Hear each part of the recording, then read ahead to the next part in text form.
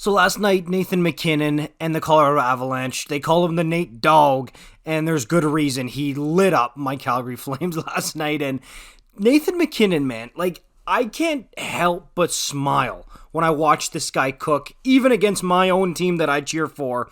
I'm a huge Nathan MacKinnon fan, and no, it's not just because he has blessed hands and skating ability. It's unbelievable. If you watch MacKinnon, my jaw's on the floor most of the time when I'm watching 29 fly for the Colorado Avalanche.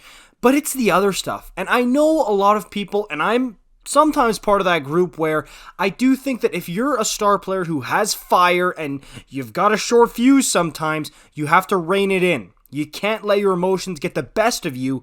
But I love that sometimes MacKinnon will just blow a gasket completely and go buck wild. And he did it again last night. Mikael Backlund, who by the way is one of my favorite players, hits MacKinnon decently hard on the boards. And MacKinnon's like, I don't need somebody else to stand up for me.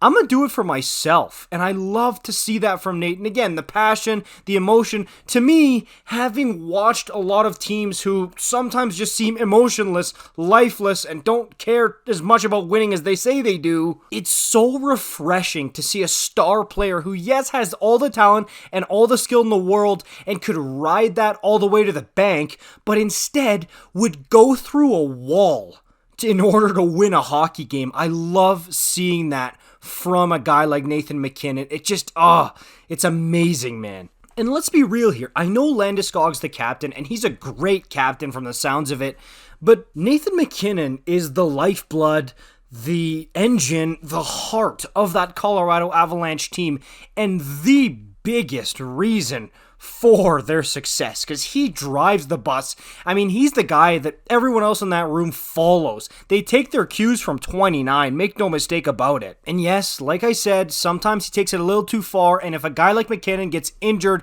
because if something like a tussle causes an injury for Nathan MacKinnon, that's terrible, terrible news for the Avs, and for him himself. So you don't want to end up doing that, and he crosses the line at times, but you gotta love the passion and the fire, and I would take a guy like that on my team any day of the week versus a guy that you gotta take his blood pressure every day to make sure his heart's still beating when he's at the rink. And yes, I know he got called for it last night against Backlund, and it was relatively small compared to some other stuff that MacKinnon's done, but I still love to see it, and it just made me think about it, and I wanted to talk about it with you guys, because this is the type of stuff that, for my money, we don't see enough of from star players. I see a ton of star players.